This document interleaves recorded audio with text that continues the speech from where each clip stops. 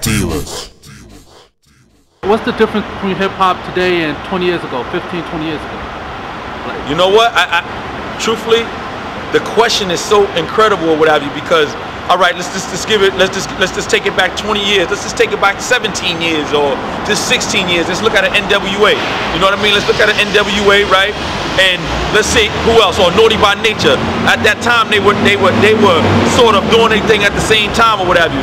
I know when we was coming up, we may have been 16, 17 in a sense. So our mothers would say, that goddamn music, it needs to stop, this and that, and so on and so forth. We need to hear this, we need to hear that. Or you heard, you know, us coming up and saying, man, that bubblegum shit that they got out right now, or that hardcore shit, that shit ain't music or what have you. Whereas in this day and time, we're 35, you know, approaching 40s, or you're 25, approaching 30.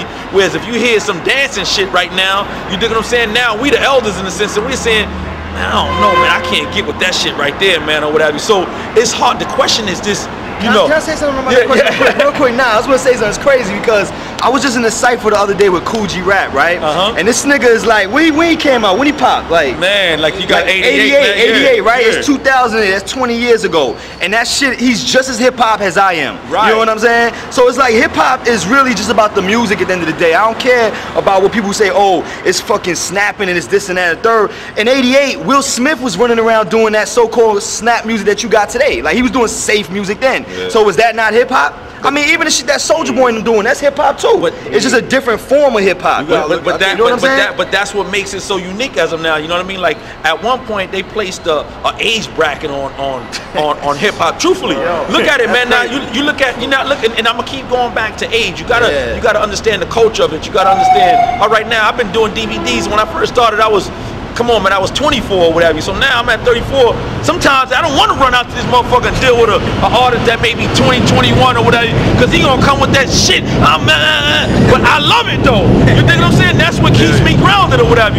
So why, you know, like, you know, we gotta understand that, you know, at the age of 30 or whatever, if you look at the artists right now, a lot of them are above that age or whatever. So now, how do you clarify that? How do you justify this hip hop or just music in general or whatever?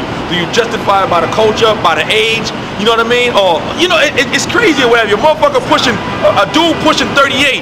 You know, that's what they say Jay is. How old is LL? Yeah. But what I'm saying, but you know what? But what I'm saying is, you're a true legend, a living legend. But what I'm saying is that he's still putting music out or whatever. That nigga LL was hip hop. So we not, you know, you might say, you know what, an artist in this day and time that's up and coming or whatever, you might say, you know what, he up in age or whatever, but they would love to do a track with him. You see what I'm saying? You know, and I'm your baby. You see what I'm saying? So I'm just giving you. I know I beat around the bush or whatever, but I needed to give you pockets and help you understand a little bit more of how I see it or whatever, or what was perceived in a sense. You know what I'm saying? I just want to make 2 points on that shit. Like, you got to look at 2 things, and it goes into what you were saying. One, on one hand, like Terrell was saying, when they was coming up, the people in his age bracket, like, that music to them was controversial. Now what you got to realize is the parents that's in that same age bracket now are the ones that believed in that controversy enough to make it to where that could become mainstream. So now they're raising kids, you know, who are coming up in this shit now in this day and age with those things aren't controversial anymore. It's not controversial to talk about sex anymore. It's not controversial to talk about being a dude from the hood in the street selling drugs on a record. That's not controversy anymore. That's what people accept as real life. And a lot of the shit that allowed that to happen is because of hip hop. If it wasn't for that, you wouldn't have the parental advisory stickers on CDs right now. If it wasn't for NWA, you wouldn't have a Game, you wouldn't have a Rick Ross, you wouldn't have these dudes who are able to do what they do now. If it wasn't for a Tribe Called Quest, you might not have a Lupe. So 20 years ago, they were setting the foundation for what we doing now. So you know what I mean? Like, you gotta look at it for what it is. It doesn't make it any different. It's just different characters taking those roles now. And it's been happening ever since the beginning. Rakim made way for Nas, Nas made way for Lupe, Kane made way for Jay, Jay makes room for whoever comes after Jay. You know what I'm saying? It's just a transition. So it's not so much that it's different, it's just as more things become accepted, you can talk about more and do it in different ways. That's the difference, I think, between then and now. Then they was laying the path down. Now, like, they was laying the concrete. we like walking the yellow brick road. It's a completely different grind. You know what I mean? Yeah. What do you think about when Nas made that album, Hip Hop is Dead, a couple years back?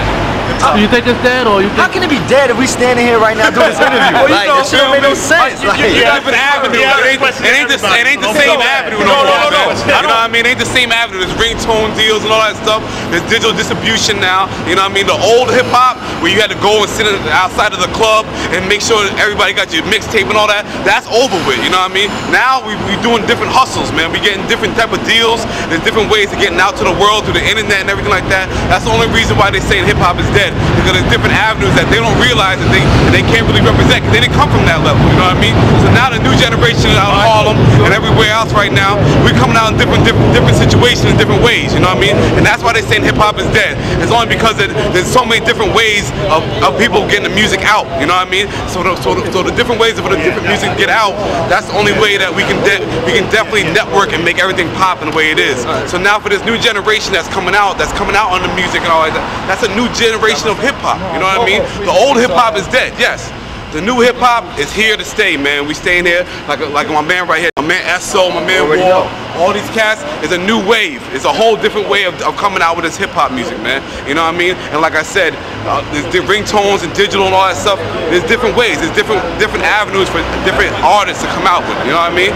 And that's why we just represent that new generation of hip hop. You know? I got one more question. Yo, wait, BUCK50. You ain't mentioned the fact that hip hop is dead because nobody ain't buying no more cassettes. Thank you. Okay. Thank you. They downloaded. They downloaded. It's all digital. It's all digital. If y'all haven't picked up on it, get up on it now. Go Google some of these cats right here, and you're gonna see they took it all over right now. You know what I mean? Especially Danny Coins. I seen this dude right here. Yo, I'm just working. I'm gonna tell you something. Yo, internet shit is. I love the internet. Yo, I love it. The internet birthed me. You know what I'm saying? Like, if it wasn't for the internet, I wouldn't be in this interview right now. Like, I wouldn't be anywhere. And people complain about it, but you just gotta be smart and embrace it. There was a time when people ain't wanna like get the CDs. When everybody was like the cassettes. And CDs like, oh no, we don't want no CDs. We don't want no CDs and shit. It's my man joints right here. I'm about to go listen to this when I go home. But you already know, you know what I'm saying? Like, shout out to everybody on Twitter. Yeah, Twitter, what up? You know, but technology's crazy, man. All right, so shout out to last iTunes question, too, though. I man. want to just ask this. Is hip hop a culture or is it a business? Culture. Both. Culture. Don't lie to yourself. It's both. Hip hop is a culture. Rap is a business.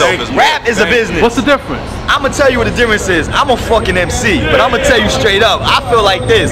If a nigga, I live hip hop. Like that's just me.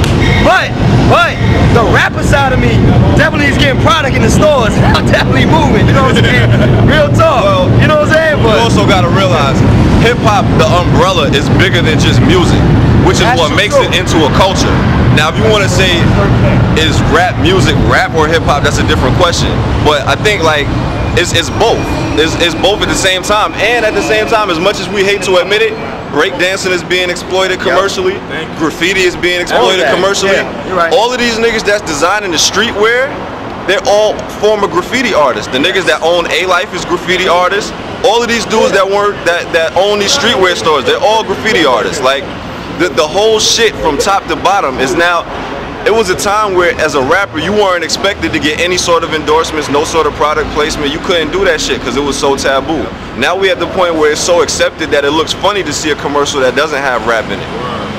They don't sell. They don't sell either. Without that rap, a lot of them children flicks and all that stuff that they go out there, the whole Dora and all that, they rapping out there, man. They really rapping. It's a little, you know what I mean? It's generic, but they rapping out there, and that's how they get into the kids, man. You know what I mean? It's real. It's like, true. They make valid points. I mean, I just say real talk though that his hip hop, what I'm talking about when I say it's a culture, I mean it's something that I live and breathe, and it's people like him. He live and breathe the shit too, whether he want to admit it or not. You know what I'm saying? But I don't admit it. What are you trying to say, Donnie? You know he Art thou coming at my neck? See, this is my dude right here, so I can say that. You know what I mean? Why? But no. Just because I chose to wear Levi's with only an E on them? This man right here is real hip hop. Real hip hop. But you know, like what? I wanna, you hurt my soul. Real quick, big shout out to Terrell, Hoodlife, Hoodlife, this is that man right here, you know man. what I'm saying? That's that man. Yo, real track here, man. This is what's up. Very reputable people all around the tri-borough, all day, every day. My man. Hey, listen, I want to appreciate y'all, man. Ashley, man, just for show